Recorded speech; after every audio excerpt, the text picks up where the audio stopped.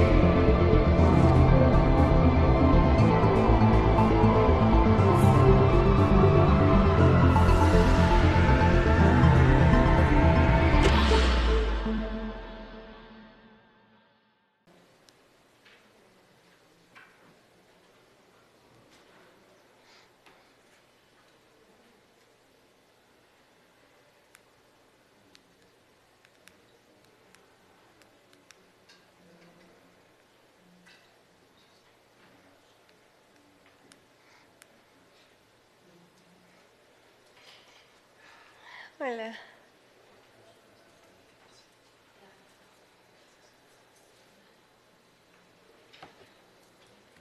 ¿Listo? Que no salió la cuenta regresiva. Hola, muy buenas tardes. Les agradecemos que estén aquí con nosotros en el ciclo que tenemos, que hoy cierra, de hecho, el ciclo titulado Investigación y Comunicación del Conocimiento en UAM Coajimalpa. El día de hoy daremos cierre a este ciclo con la mesa titulada Transición y Sostenibilidad, las ciudades ante el cambio climático. Y para esto tenemos a 4 personas que nos acompañan aquí en la mesa, que son la doctora Irmene, el doctor Gustavo, la maestra Laura y el doctor Sasha.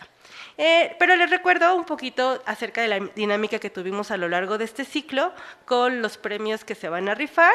Más adelante, recuerden que estos premios son un telescopio y un juego de lápices de colores.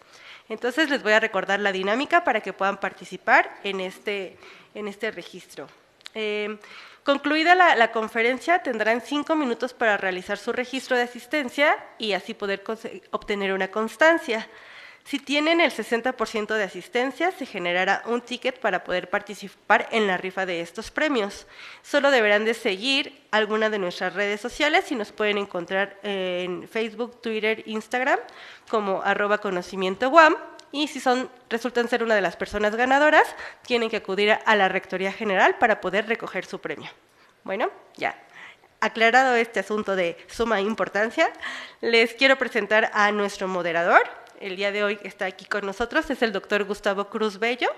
Él es doctor en Recursos Naturales y Renovables por la Universidad de Arizona en Estados Unidos. Es profesor del Departamento de Ciencias Sociales aquí en la UAM Coajimalpa. Ha fungido como director de integración regional en la Semarnat. Es autor de diversos artículos científicos, así como de diversos capítulos de libros relacionados a sus temáticas, y es integrante del Sistema Nacional de Investigadores. Así que muchas gracias, doctor, bienvenido, y le cedo la palabra para que nos presente a nuestros demás invitados. Muchas gracias, buenas tardes. Pues me voy a permitir presentar a nuestros ponentes. En primer lugar está la maestra Laura Elisa Quirós Rosas, quien es maestra en Ciencias Sociales y Humanidades por la UAM Coajimalpa y especialista en Geografía y Geomática por el Centro de Investigación en Ciencias de la Información Geoespacial. Actualmente es técnico académico de tiempo completo de la UAM Coajimalpa y coordinadora del Laboratorio de Análisis Socioterritorial LAST. Ha participado en proyectos de consultoría e investigación en temas relacionados con servicios ecosistémicos, infraestructura verde, urbana, transformaciones y contribuciones de la naturaleza a las personas. Es especialista en análisis espacial, sistemas de información geográfica y percepción remota enfocadas al diseño, desarrollo y evaluación de proyectos de carácter socioterritorial. En segundo lugar está el doctor Sasha Marcelo Oliviera Villarroel, quien es doctor en Economía con especialidad en Economía de los Recursos Naturales por la Facultad de Economía de la UNAM. Actualmente es investigador postdoctoral en el Centro de Ciencias de la Atmósfera de la UNAM con el proyecto Efectos y Adaptaciones al Cambio Climático y es profesor visitante titular C del Departamento de Teoría y Procesos del Diseño de la UNAM, de la UAM Unidad Coajimalpa. Ha sido docente e investigador en la Universidad Mayor de San Simón, Cochabamba, Bolivia, en el área de Recursos Naturales y Medio Ambiente y jefe de proyectos en la Unidad de Turismo de la Prefectura de Cochabamba. Es candidato al Sistema Nacional de Investigadores y cuenta con el perfil PROMEP. Y por último, la doctora Adela Irmene Ortiz López, quien realizó el doctorado en Ingeniería Química en la Universidad Autónoma Metropolitana en la Unidad de Iztapalapa, y desde 2006 es profesora titular del Departamento de Procesos y Tecnologías de la División de Ciencias Naturales e Ingeniería de la Universidad Autónoma Metropolitana, Unidad Coajimalpa. Sus intereses de investigación son las aplicaciones de biotecnología ambiental para la remediación de suelos contaminados con compuestos orgánicos recalcitrantes, la obtención de compuestos de valor agregado a partir de biomasa y el cálculo de las huellas de carbono de organizaciones. Es miembro del Sistema Nacional de Investigadores desde el 2006 con el nivel 1 actualmente y desde el 2021 es miembro del Consejo Directivo de la Academia Mexicana de Investigación y Docencia en Ingeniería Química. Gracias. Pues antes de iniciar con las preguntas, quisiera comentar un poco sobre el tema que vamos a abordar. Y pues primero que nada quiero darle la bienvenida a quienes nos acompañan a esta mesa de transición y sustentabilidad, donde trataremos el tema de las ciudades ante el cambio climático. Y para mí pues es un privilegio estar aquí con mis colegas, con quienes vamos a abordar uno de los temas más acuciantes de nuestro tiempo, que es el papel de las ciudades ante el cambio climático. Al momento que estamos desarrollando esta mesa, pues nos encontramos ya en un nivel crítico de la historia de la humanidad, en el que las consecuencias del cambio climático son cada vez más evidentes y donde la urgencia de actuar nunca ha sido tan inmediata, ¿no? Las zonas urbanas en todo el mundo están a la vanguardia de los impactos del cambio climático, ya sea como generadoras de estos o como receptoras de los mismos, ¿no? Y enfrentan una serie de retos y amenazas, de retos que amenazan el bienestar y la sustentabilidad de sus poblaciones. A medida que en nuestro planeta se presentan cambios ambientales que no tenían precedente, las ciudades se enfrentan al aumento de la temperatura, a una mayor frecuencia e intensidad de los fenómenos meteorológicos extremos y a un mayor peligro de inundaciones, sobre todo aquellas ciudades que están a nivel del mar. Y aquí surge el concepto de resiliencia urbana, que es un tema central en el discurso sobre cómo las ciudades deben de mitigar, deben de adaptarse y deben transformarse para resistir los múltiples desafíos que plantea el cambio climático. El cambio climático, impulsado principalmente por las actividades humanas, ha dado paso a una incertidumbre ambiental, ¿no?, sin precedentes. Como resultado, ¿no?, las ciudades están experimentando un sinnúmero de impactos que están interconectados y que son muy complejos y que rebasan las fronteras geográficas, las fronteras socioeconómicas, ¿no? Por ejemplo, las temperaturas extremas, ¿no?, como las olas de calor, se están intensificando. Y esto ha provocado unos mayores riesgos a la salud humana y también pone en riesgo la capacidad energética de mantener, digamos, los aires acondicionados para reducirlas, mantener el confort de las personas, ¿no? Y que sea soportable. El otro lado está pues el incremento del nivel del mar, ¿no? Que amenaza a las ciudades, sobre todo a las ciudades costeras, haciéndolas más propensas a inundaciones y a estas mareas que se provocan por las tormentas extremas. Otro problema que presentamos son las irregularidades en las precipitaciones, ¿no? Con lo cual agrava, por un lado, la escasez, ¿no?, de este líquido, y la otra, cuando lo tenemos en demasía, las inundaciones, ¿no? Lo que, pues, por un lado afecta a la seguridad alimentaria y por otro lado tiene impacto sobre la infraestructura la infraestructura de las ciudades. Las implicaciones de estos cambios inducidos por el líquido son de gran alcance y pueden tener el potencial de perturbar tanta desigualdad. Generalmente sabemos que las personas que más sufren o que más se ven afectadas por estos efectos, pues son las marginadas. Y también pues, en medios sociales estamos hablando cada climáticos, ¿no? Y ¿no?, para hacer frente al cambio, ¿no? Son las que están en primera línea en la recepción de los impactos climáticos, sino que también, ¿no?, de innovación, son centros de económica y una diversidad cultural. Albergan más de la mitad de la población mundial, ¿no? Consumen la mayor cantidad de los recursos energéticos, producen una parte significativa del invernadero, ¿no? Por consiguiente, pues estas zonas urbanas son fundamentales para los procesos encaminados a reducir las emisiones, mejorar la eficiencia energética y transitar hacia sistemas de transporte más sostenibles. Sin embargo, ¿no?, lograr esta sostenibilidad y resiliencia urbana requiere de la acción coordinada de los diversos sectores de la población y los diferentes niveles de gobierno. Y entonces podría decir yo que es esencial que se fomente la participación comunitaria y la inclusión para que los esfuerzos de resiliencia que se tengan tomen en cuenta las necesidades de los diferentes grupos sociales y sobre todo pues aquellos residentes urbanos que son más vulnerables y que están en zonas más marginadas, ¿no? Bueno, y para las ciudades pues no solo son entonces, no solo deben de adaptarse a estos cambios, sino también deben de mitigar las contribuciones a los problemas, ¿no?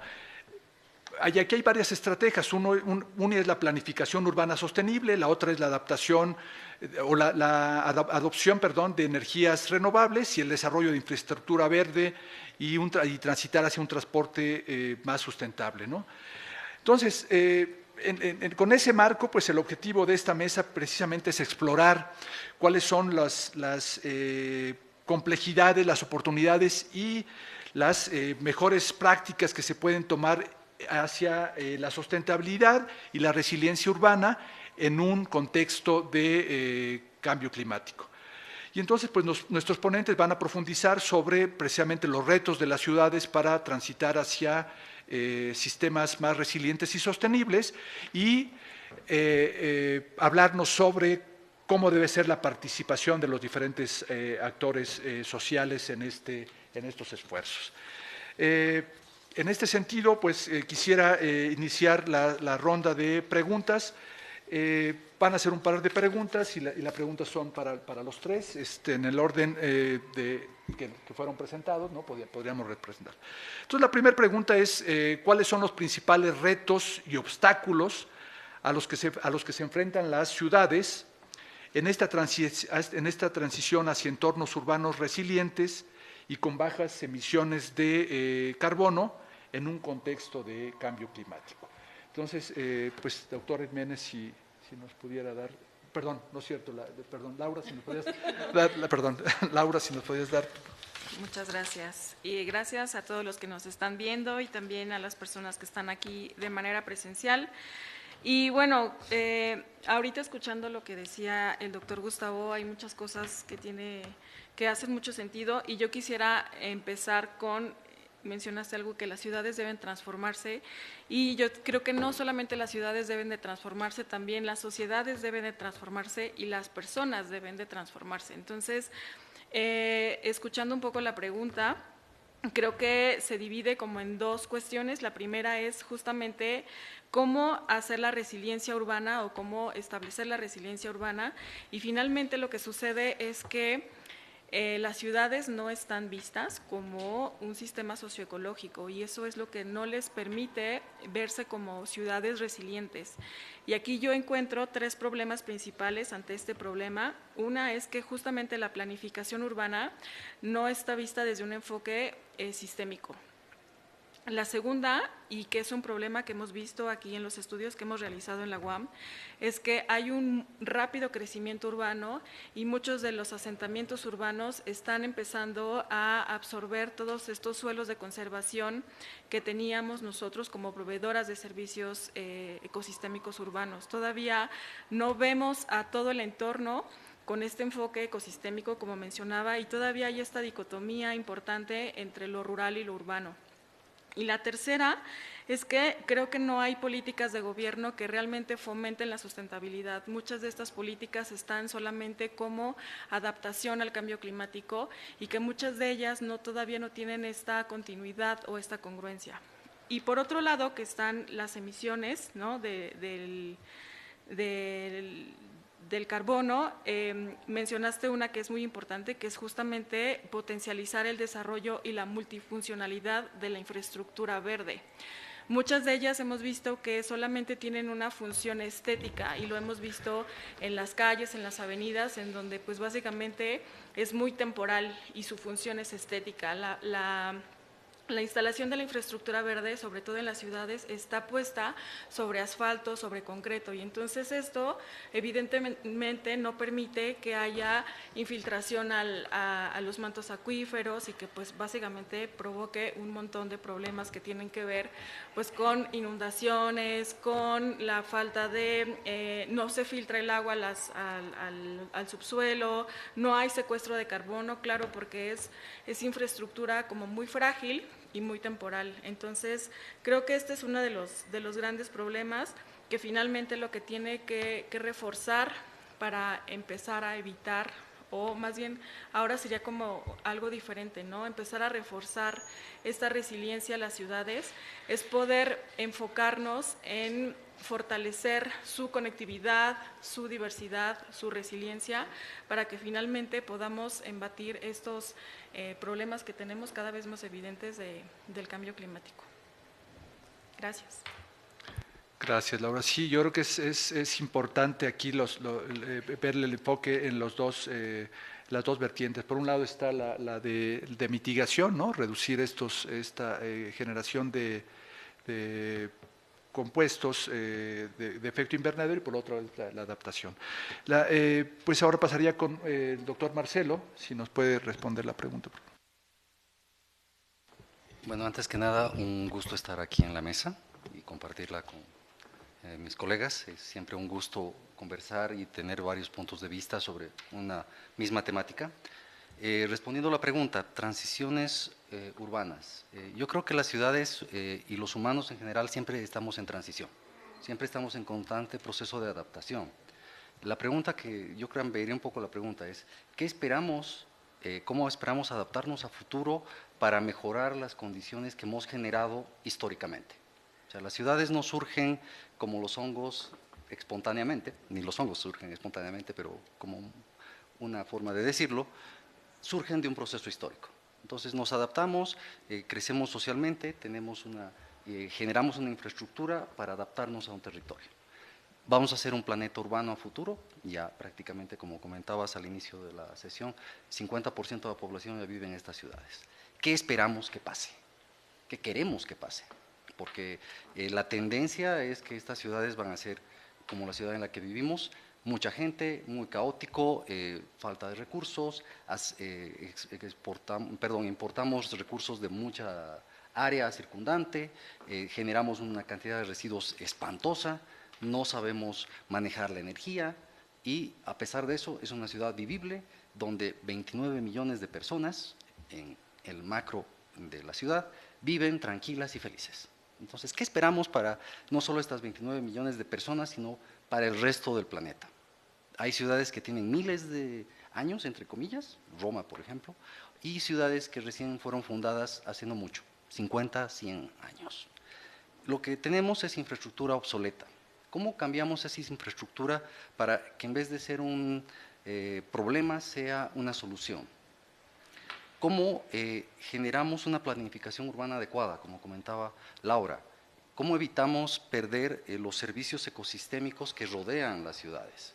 ¿Cómo entendemos las ciudades como cuencas hidrográficas, cuencas atmosféricas, cuencas que generan alimentos y recursos? Cambiar todo esto tiene una serie de retos. Yo creo que tocaron en las anteriores exposiciones un par de ellas y quiero hacer énfasis en un par de ellas. Una es el financiamiento insuficiente y los intereses económicos y políticos circundantes. La política debería pensar en las ciudades de aquí a 50 años y nuestros políticos no piensan más allá de 3, 4, 6 años a lo sumo. Entonces, ese es un gran reto. ¿Cómo podemos partir ese interés de corto plazo para generar intereses de largo plazo? Y el otro es el cambio del comportamiento individualizado. Como dije al inicio, los humanos nos adaptamos a las ciudades, ¿no? Y nosotros modificamos el ambiente y el ambiente nos modifica a nosotros. Es fácil decir, cambiemos a las personas, esto es lo más difícil que va a pasar, pero ¿cómo lo hacemos? Ese es el gran reto. Yo creo que en todas las mesas que he estado siempre la idea es que hay que llamar a la conciencia, a la educación, todo eso. La verdad lo veo muy difícil si es que no encaramos un tema sustancial. ¿Dónde ponemos el interés? En la economía, donde se pone el dinero, se pone el interés. Y lamentablemente parece que no hay interés en modificar justamente estos retos y toda la problemática que tenemos al frente. Entonces, lo primero que yo haría es cambiar el interés y poner los presupuestos en modificar lo que toqué al principio: infraestructura obsoleta, falta de planificación, avasallamiento de los recursos naturales. Gracias. Sí, justamente es parte de comentario del doctor Marcelo es muy interesante. Vamos a abordarlo en la siguiente ronda de preguntas, justamente la participación de los diferentes actores. Doctor Ismena. Gracias, buenas tardes. Muchas gracias por la invitación, gracias a los que están siguiendo la transmisión. Bueno, yo coincido completamente con lo que han dicho desde el punto de vista de la territorialidad y de la cuestión social de las ciudades. Quiero contestar la pregunta desde otro punto de vista o desde el punto de vista desde mi perspectiva, desde mi formación, que soy ingeniero. Los ingenieros hacemos cálculos, ¿no? Entonces, sabemos que tenemos un problema muy grande, sabemos que se han hecho cosas o se intentan hacer cosas, como decían, hay políticas, hay cosas. En el marco de la Convención de las Naciones Unidas, pues en París, cada nación se comprometió a reducir sus gases de efecto invernadero, y la pregunta o lo que nosotros hacemos es, ok, quieres reducirlo, pero primero tienes que medir cuánto generas, cuánto emites de gases de efecto invernadero, ¿no? Entonces, los ingenieros hacemos cálculos y yo les quiero platicar un poquito de la huella de carbono, qué es y como para qué serviría justamente a las ciudades o a las industrias, a las personas, cómo les serviría o cómo sirve esta herramienta. Entonces, la huella de carbono, creo que hemos oído hablar de ella, pero en general es un indicador ambiental que te cuantifica cuántos gases de efecto invernadero se emiten o emite determinadas, puede ser una corporación, una ciudad, una persona, un territorio, un evento, ¿no? Un sector o una industria, ¿no? Y más allá de decir un número, creo que lo importante de esta herramienta es que te permite identificar cuáles son estas actividades o estas aspectos que te hacen emitir más gases de efecto invernadero. Y entonces lo que te genera, pues es o lo que debería de generar más allá de un número y decirte cuánto emites de CO2 y cómo lo puedes sumar a metano y cómo lo puedes sumar a óxido nitroso, etcétera, que es una cuestión así muy técnica, pero bueno, en general nos permite sumar peras con manzanas, ¿no? Es decir, diferentes compuestos, y expresarlo todo en toneladas de CO2 equivalente. Y una vez que tienes ese número, entonces puedes decir, quiero reducir tanto, y como ciudad o como corporativo, como persona, veo dónde están mis principales aportes y me permite generar un plan de mejora o de mitigación, que esa es en realidad la herramienta, ¿no? Más allá de saber cuánto emites, te permite saber dónde emites o cómo es que emites y pues qué tendrías que hacer para reducirlo, ¿no? Para ya no cumplir a lo mejor esa norma o esa meta que se pusieron en la COP en París en 2015, pero bueno, algo, ¿no? Algo a lo mejor como ciudad que se pueda replantear como organización. Y bueno, hay protocolos que están establecidos, hay diferentes protocolos que tienen incluso normas ISO, ¿no? Que están muy regulados de cómo se calcula, pues para que no cada quien calcule lo que quiera o lo que se le ocurra. Está el del IPCC, ¿no? Del Panel Intergubernamental para Cambio Climático, y hay algunos muy específicos, pues a lo mejor para las universidades, ¿no? Si por ahí si tengo tiempo me gustaría platicarles el ejercicio que hemos hecho para la Huancoajimalpa para calcular la huella de carbono de la Huancoajimalpa como una organización. Y bueno, son cálculos que podrían o no ser complicados, pero sobre todo lo que me interesa aquí decirles es que es una herramienta para poder mitigar gases de efecto invernadero. Gracias. Muchas gracias, doctora. Sí, yo creo que es muy importante que en términos de evaluación, si queremos nosotros saber cómo estamos y cuál es lo que hemos logrado con las medidas que se tengan, pues necesitamos tener indicadores, necesitamos saber dónde estamos parados para después medir este logro. Pasaría entonces a la siguiente pregunta, y esta igual es para nuestros tres ponentes. La pregunta es, ¿cuál debería ser el papel que desempeñen los gobiernos locales, las empresas, las organizaciones, la sociedad civil en la generación y fomento de iniciativas de adaptación y mitigación ante el cambio climático, ¿no? Y pues si pueden también platicarnos cómo podrían mejorarse las que están dando y cómo se podrían coordinar estas entidades para transitar hacia…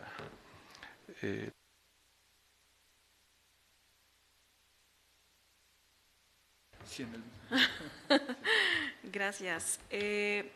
Bueno, pues yo creo firmemente, aunque el doctor Marcelo piensa que la sociedad es difícil de cambiar, creo firmemente que el papel que tenemos cada uno de nosotros es muy importante.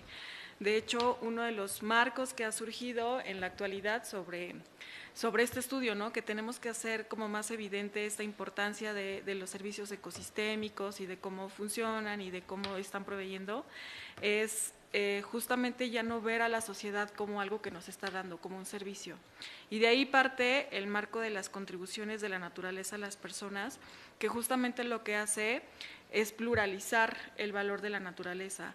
El pluralizar y el ver que tiene otras funciones la naturaleza de lo que nos está dando y que podemos mejorar la calidad de vida nosotros como seres humanos, es lo que va a generar también y va a hacer conciencia en nosotros mismos para poder vincularnos ahora sí con los gobiernos, con soluciones técnicas. Entonces, también voy a hablar como desde mi perspectiva y desde el trabajo que yo he venido realizando como parte del doctorado que estoy realizando, que es justamente vincular este marco teórico de las contribuciones de la naturaleza a las personas con el cambio transformativo. Y justamente lo que habla el cambio transformativo es hacer este vínculo entre estas tres esferas. La esfera personal, que es la que claro que es la más difícil de cambiar, eso es real, nos lleva más tiempo, tenemos muchas ideologías arraigadas, tenemos como mentalidades y cuestiones que nos permiten o nos resisten al cambio, ¿no? Poder vincular esto con soluciones técnicas, muchas de estas ya basadas en la naturaleza y sobre todo con la cuestión política, que efectivamente yo concuerdo con Marcelo en que estas políticas casi siempre son muy temporales. También en la UAM realizamos un proyecto como parte del laboratorio para evaluar las estrategias que se tienen a nivel nacional ante el cambio climático y encontramos muchas deficiencias a nivel político, ¿no? No hay realmente una conexión de estas estrategias a nivel subnacional. Muchas de estas estrategias se establecen y pueden ser muy innovadoras, pueden ser muy creativas, pero finalmente son muy temporales. Y sobre todo no hay una conexión entre lo que se establece o lo que se implementa a nivel estatal y cuando llega a los municipios, pues básicamente es que se pierde, ¿no? Entonces, hemos visto también que muchas de estas estrategias que ya son específicas ante el cambio climático a nivel municipal o herramientas políticas que son el desarrollo de los PACMUNES, que justamente son estrategias ya muy definidas hacia el cambio climático. Un muy bajo porcentaje de los municipios a nivel nacional es que los ha desarrollado y que además no necesariamente se llevan a cabo. Entonces sí creo que se tiene que conectar la sociedad con estas estrategias o estas soluciones técnicas y con la política, y eso suena como muy maravilloso, ¿verdad? Pero sí creo que es muy importante y sobre todo no enfocarnos a esto que me mencionabas, no solamente en una cuestión de adaptación al cambio climático. El hecho de adaptarnos al cambio climático no necesariamente se refiere a que seamos resilientes al cambio climático. Creo que sí es importante hacer esta distinción. Una cosa es adaptarnos y otra cosa es ser resilientes. Y creo que aquí me quedo. Doctor Marcelo. Bueno, la respuesta a bote pronto sería, esto es un problema del huevo y la gallina. ¿Qué va primero? Fíjate, el problema del huevo y la gallina es una discusión, aunque ustedes no crean, seria técnicamente. ¿Por dónde empezamos? Es la pregunta. La respuesta, yo diría, es muy difícil, porque si uno habla con los ingenieros, son encantadores para tener conversaciones, porque suelen ser muy optimistas. ¿Tenemos la capacidad tecnológica para solucionar el cambio climático? Sí, sí la tenemos. Somos lo suficientemente inteligentes como para resolver el problema en menos de 30 años. La pregunta es, ¿qué nos falta? Entonces ahí viene el huevo y la gallina, ganas. Entonces las ganas van en dos aspectos. Uno es, ¿cómo hacemos que las personas cambien? Siempre uso un ejemplo en clases. ¿Cómo dejamos de usar caballos y empezamos a usar vehículos? Pregunta difícil de responder en 4 minutos. Pero si pudimos cambiar una tecnología y adaptar otra en 100 años, yo creo que podemos cambiar de vehículos de combustión interna a vehículos eléctricos, de cambiar nuestra matriz energética a otro tipo de matriz, del simple hecho de cambiar los bombillos incandescentes a bombillos LED, por una razón. Es conveniente, es más barato, es más estatus social. Es posible hacerlo. La pregunta es, ¿por qué no lo hacemos? ¿Dónde están los apoyos? Y volvemos a la pregunta del inicio. Las políticas de corto plazo son las que nos están matando. Y nos están matando en general. Tuvimos la pandemia, tenemos una guerra en ciernes, varios conflictos comerciales encima, una inflación galopante. Por lo tanto, lo urgente nos impide ver lo importante. Este año fue el peor año en temas de eventos extremos y todavía no acaba. Entonces, resulta que, ¿por dónde empezamos? Vuelvo a insistir. ¿Cuál va a ser el primer paso? ¿Empollamos el huevo o sacrificamos a la gallina? Entonces, yo diría que hay que empezar, uno, reclamos de la sociedad civil. La sociedad civil organizada hace mucho, ¿de acuerdo? Escoger a buenos políticos haría bastantes cambios. El problema es que los políticos son muy inteligentes, saben cómo prender el automático de lo urgente en los humanos, no de lo importante. Volviendo al punto, cambio de comportamiento. Es lo más difícil, pero es lo más efectivo. Si siempre dicen los niños son la solución, yo diría que más bien es al revés. Yo creo que si los mayores podemos modificarles el comportamiento, los niños nos van a imitar, no al revés. Entonces, hay que llegarles al bolsillo a las personas. ¿Cómo hacemos que la energía eléctrica solar, eólica, las renovables, sean baratas y accesibles para todos? ¿Cómo hacemos que los vehículos eléctricos sean accesibles a todos? ¿Cómo hacemos que tecnologías tan sencillas como cocinar nuestros alimentos dejen de usar gas? ¿Cómo hacemos que la producción de alimentos sea local y no tengamos que transportar y gastar en logística? ¿Cómo evitamos nuestra huella de carbono, como decía la doctora, en actividades tan sencillas como transportarnos en nuestra ciudad? Lamentablemente la UAM, por ventaja y desventaja, geográficamente está distribuida en las periferias de las ciudades. Y los profesores tenemos que movernos y los alumnos horas de horas en llegar a nuestra fuente de trabajo y estudio. Entonces, parecen cambios que quizás deberíamos empezar a meditar incluso desde las instituciones. O sea, ¿qué viene primero? El huevo y la gallina. Ahí se los dejo para que lo piensen. ¿Cómo empezamos con esto? Y va de muchos lugares, entonces hay que pensarlo y meditarlo claramente. Gracias. Muchas gracias, doctor. Sí, definitivamente es un problema que, como se darán cuenta, no es fácil de solucionar. O sea, tiene muchos vértices, deberían de participar muchos actores. El problema es cómo los coordinamos. Entonces le dejo la palabra a la doctora Edman. Sí, efectivamente es algo que es muy complejo y es tan avasallante el problema que justo no sabemos por dónde empezar. Y de ahí viene que hemos puesto toda nuestra energía o mucha de la energía en tratar de mitigar CO2, que es el gas que mayormente emitimos, pero no es el que tiene mayor efecto, ¿no? Está el metano y están otros que tienen mayor potencial de gas de efecto invernadero. Entonces, volviendo un poco a lo que les platicaba de hacer cálculos, ¿no? Pues podría, y yo esperaría, ¿no? Lo que les decía es que si tú tienes o sabes qué estás emitiendo y dónde estás emitiendo más, pues que tengas una herramienta para decidir, pues por dónde empezar, ¿no? Entonces, hay acciones pequeñas que son fáciles de implementar, pero van a tener a lo mejor un impacto muy pequeñito en tu huella de carbono o en mitigar gases de efecto invernadero. Entonces, pero bueno, es mejor que no hacer nada, ¿no? Entonces, ya decían, la UAM Coajimalpa, yo les decía, hicimos el estudio y para nuestra mala fortuna, pues lo que más impacta es, o donde mayor generamos y emitimos gases de efecto invernadero, pues es en el transporte de de la población en general. Cuando venimos acá es cuando más emitimos. De lo demás, pues tenemos cosas que hacemos bien, ¿no? El comedor, separar los residuos, la planta de tratamiento de aguas residuales, en fin, hacemos cosas que las hacemos bien, pero si nuestra mayor contribución está en el transporte, ¿cómo hacemos? O sea, ¿qué hacemos? ¿Tendremos que cambiarnos a vivir todos acá?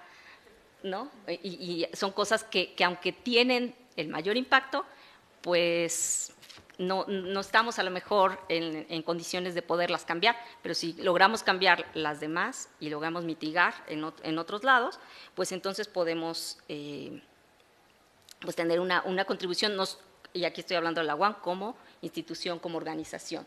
Digo, la buena noticia es que estamos en el número total, ¿no? Pues estamos comparables con varias instituciones e incluso a la baja, ¿no? Y bueno, en el tiempo que me queda, pues me gustaría platicarles de un proyecto que estamos desarrollando con los colegas de sociales, de aquí mismo, que tienen un proyecto de ciencia básica de CONACYT que, pues que aborda cómo los estilos de vida, le llaman, cómo pueden influenciar o no las emisiones o esto que le llaman la dimensión espacial del desacoplamiento ecológico, ¿no? Entonces, ahí nosotros contribuimos calculando la huella de carbono con datos que ellos nos dan en diferentes hogares, en 3 zonas del país, dos regiones, 2 zonas metropolitanas, Ciudad de México, Monterrey y Oaxaca. Y entonces lo que estamos haciendo es justamente analizar por ese estilo de vida o ese modo de vida, un hogar, cuál es su impacto, y lo que me parece más interesante, que esa es la parte que van a hacer los colegas de sociales, es qué tanto las personas están dispuestas a cambiar su estilo de vida si saben que hay un beneficio ecológico ambiental. Y entonces, pues estamos tratando de conjugar esta parte de los números, ¿no? ¿Cuánto contribuyes? ¿Y qué tanto estarías dispuesto a cambiar si sabes que tu contribución va a disminuir, ¿no? Entonces, me parece que es un ejercicio pues interesante donde conjuntamos estas dos cosas. Gracias. Pues muchas gracias, doctor Jiménez. Sí, yo creo que aquí la contribución de los diferentes actores pues, tiene mucho que ver para lograr los objetivos, ¿no? Pasaría ahora a si hay preguntas. Tenemos 5 minutos para preguntas del público, entonces si quieren directamente hacerlas, y ya. Bueno, pues primero que nada me encanta el formato, creo que está padrísimo que haya, sobre todo que nos limiten en el tiempo. Veo que no me van a limitar a mí, así que más que una pregunta tengo un comentario. No, a ver, súper rápido. El día de ayer se publicaron los nuevos límites planetarios que se han venido publicando primero en 2009, 2015 y ahora 2023.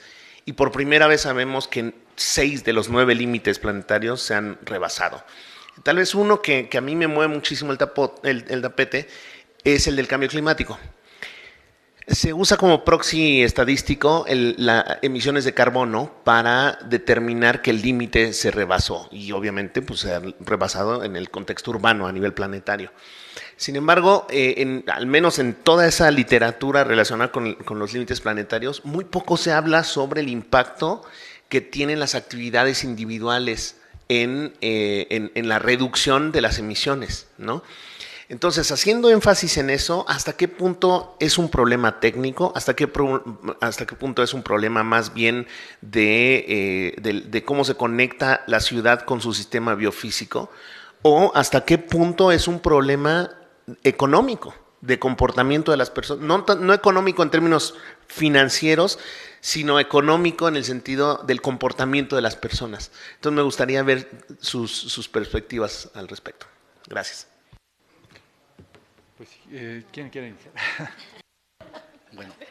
Bueno, entonces, una pregunta bastante interesante, pero yo te devolvería la pregunta, diría, es un tema técnico. ¿Cómo puedo medir la contribución de cada persona? Tendría que tener un sistema de contabilidad, como nos mencionaba la doctora, individual para cierto tipo de actividades. Difícil, ¿ya? Es tan difícil que en cosas tan sencillas como el pago de impuestos tenemos un ala de gobierno que consume muchísimos recursos para ver cuánto generamos de ingresos por persona. Imagínate cuánto emitimos, está peor. Entonces, la respuesta sería que agregamos, y es el gran ejercicio que hacen la doctora, en grandes componentes para poder tener una aproximación a esta contribución individual. Es decir, veo cuánto consume la ciudad de energía eléctrica, no cuánto consume cada persona. O sea, puedo saber cuánto consume cada hogar, pero es información privilegiada. Entonces, ¿cómo podemos hacer esto? Se puede traducir, podemos encontrar formas de socializar, pero la pregunta es, y lo mido, ahora ¿cómo lo cambio? Esa sería la pregunta interesante. Ahora, los límites planetarios los vamos a seguir rebasando por una razón.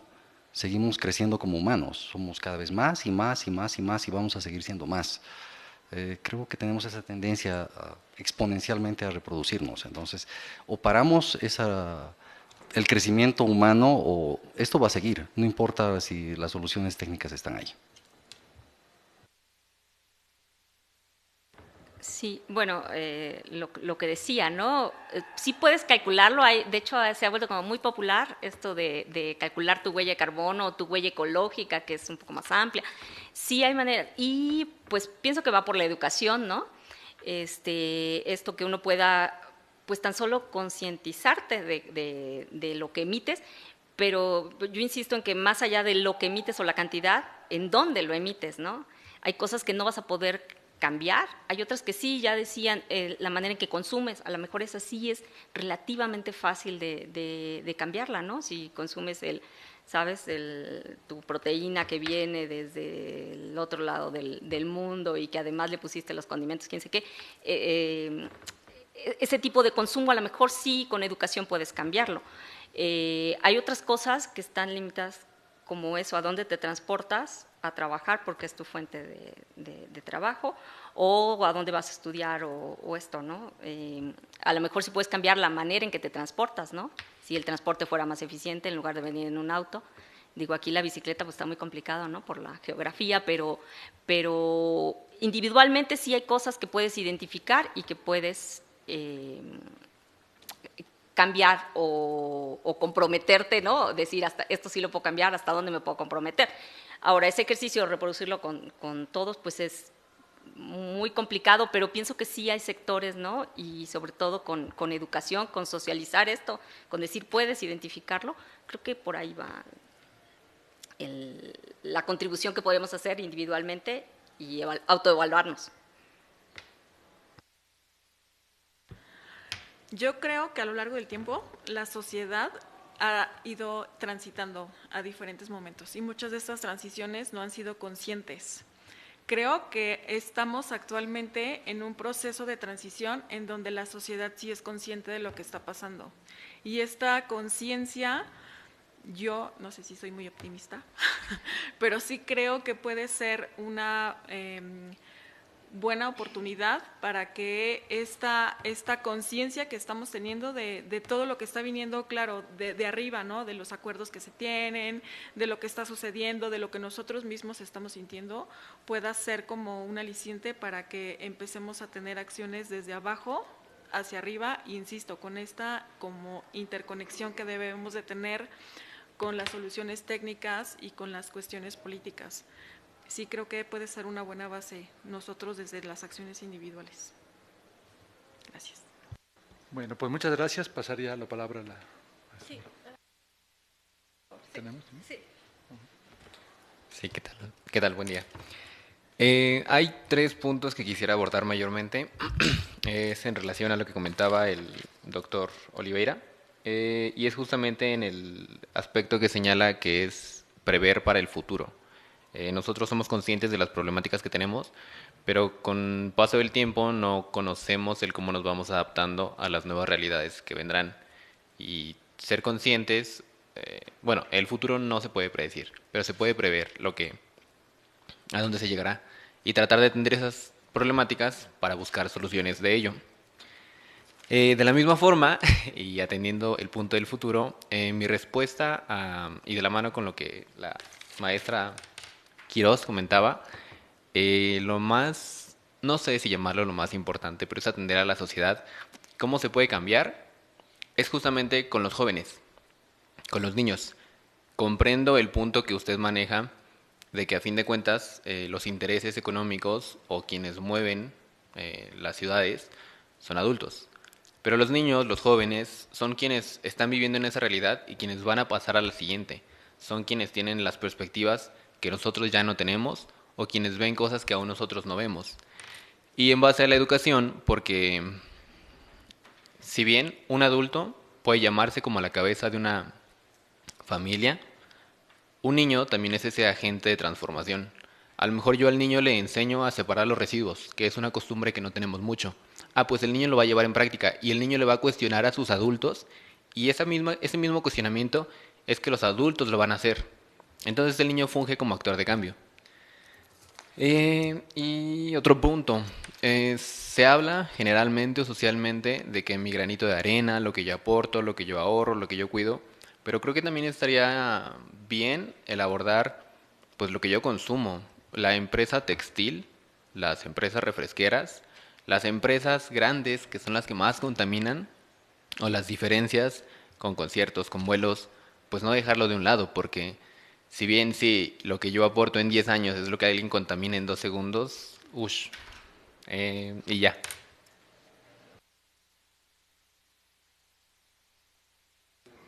Bueno, fíjate, ¿cuál es el problema del futuro? Los humanos, en economía usamos una alegoría. El futuro es, yo estoy caminando de espaldas y veo el pasado y creo que el futuro va a ser parecido. Entonces, si veo montañas en mi pasado, espero montañas en el futuro. Problemas. Entonces, cuando uno piensa desde la perspectiva de un humano en el tiempo y en el futuro, ¿qué prevés? Te vas a retirar a una casa, comodidad, achaques, enfermedades, problemas. Entonces, si te das cuenta, tu perspectiva de futuro está condicionada a lo que eres como humano. Por lo tanto, cuando uno habla de comportamientos individuales, es bien complejo que pienses en tu vecino. Primero piensas en ti, en tu comodidad, en estar bien, en estar cómodo, y después puedes pensar en los demás. O piensas en tus hijos, o piensas en tus nietos si los tienes, o si no vas a tener ninguno de ellos, vas a pensar solo en ti, peor todavía, porque no hay más futuro cuando tú dejes de existir. Entonces, es muy complejo tratar de modificar las cosas pensando en el futuro. Pensemos en la actualidad. Por eso te decía, el problema de las ciudades es ahora. No podemos esperar a que mis hijos tengan 50 años para que solucionen el problema. Probablemente ya no haya que solucionar. Ya esté dado el futuro y se lanzaron las cartas. O movemos las cosas ahora o las movemos ahora. Yo no esperaría el futuro.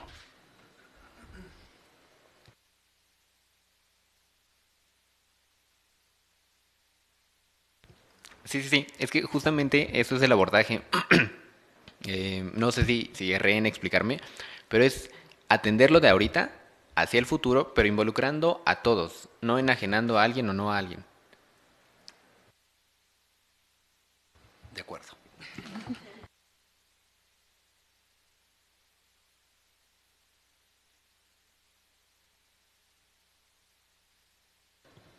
Sí, bueno, pues agradezco mucho a mis colegas, ¿no? Y espero que haya sido fructífera creo que ha sido fructífera la discusión, ¿no? Son temas importantes que tienen que hacer reflexionar a todos, ¿no? A todas las personas a los diferentes niveles, ¿no? Desde la sociedad civil hasta pues los gobernantes, ¿no? Entonces, pues este es parte del objetivo de estas mesas. Gracias.